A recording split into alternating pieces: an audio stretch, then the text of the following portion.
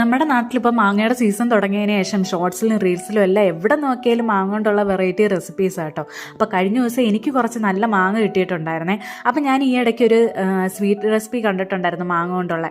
അതൊന്ന് ട്രൈ ചെയ്ത് നോക്കാമെന്ന് വിചാരിച്ചു കേട്ടോ. ആദ്യം തന്നെ ഞാൻ മാങ്ങ ഒന്ന് നല്ലപോലെ പേസ്റ്റ് ആക്കി ഒന്ന് മാറ്റി വെച്ചിട്ടുണ്ട് കേട്ടോ. ഇനി നമുക്ക് കുറച്ച് കസ്റ്റാർഡ് ഒന്ന് ഉണ്ടാക്കിയെടുക്കണം. പാല് തിളച്ച് വരുമ്പോൾ തന്നെ കുറച്ച് പഞ്ചസാര ഇട്ടിട്ട് കസ്റ്റാർഡ് പൗഡർ കലക്കി വെച്ചത് കുറേശ്ശെ ചേർത്ത് ഇതേപോലെ ഒന്ന് നല്ലപോലെ ഒന്ന് കുറുക്കിയെടുക്കണേ. ഈ കസ്റ്റാർഡിൻ്റെ ചൂട് നല്ലപോലെ പോകുന്നതിന് മുന്നേ തന്നെ ഈ മാംഗോ പൾപ്പ് ചേർത്ത് നല്ലപോലെ ഒന്ന് മിക്സ് ചെയ്തെടുക്കണം കേട്ടോ. ഒരു പാത്രത്തിലേക്ക് നമുക്ക് ബ്രെഡ് ഒന്ന് സെറ്റ് ചെയ്ത് കൊടുക്കണം.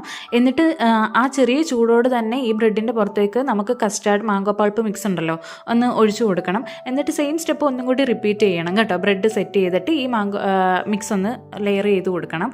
എന്നിട്ടിത് ഫ്രഷ് ക്രീമാണ്.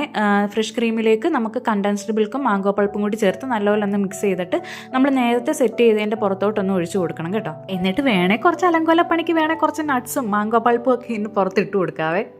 അപ്പം നമുക്കിനി ഇതൊരു 2 മണിക്കൂറെങ്കിലും ഫ്രിഡ്ജിൽ വെച്ച് നല്ലപോലെ തണുപ്പിച്ചെടുക്കാവേ. അപ്പം ഞാനിത് പുറത്തെടുത്തിട്ടുണ്ട് കേട്ടോ. സത്യം പറഞ്ഞാലുണ്ടല്ലോ, ഈ ഫുഡ് വീഡിയോ ഒക്കെ ചെയ്യുന്നവരെ സമ്മതിക്കണേ. അവരെന്ത് ഭംഗിയും വൃത്തിക്കും അല്ലേ വീഡിയോ പ്രസൻറ്റ് ചെയ്യുന്നത്. ഞാനിതൊന്ന് വൃത്തിയായിട്ട് കട്ട് ചെയ്തെടുക്കാൻ നോക്കിയതാണ് കേട്ടോ, പക്ഷെ നടന്നില്ല. അപ്പോൾ ഇതെന്തായാലും ഞാൻ കഴിച്ച് നോക്കട്ടെ. ശരിക്കും പറഞ്ഞാലുണ്ടല്ലോ, ഈ മധുരവും മാങ്ങയൊക്കെ ഇഷ്ടപ്പെടുന്നവർക്ക് ഉറപ്പായിട്ടും ഇത് ഇഷ്ടപ്പെടും കേട്ടോ. അത്രയ്ക്ക് ടേസ്റ്റാണ്. ഇതിങ്ങനെ വായിലിട്ട് ഇങ്ങനെ നല്ലപോലെ ഇങ്ങനെ മെൽറ്റായി പോകും കേട്ടോ. അപ്പോൾ എന്തായാലും നിങ്ങളിത് ട്രൈ ചെയ്ത് നോക്കണേ.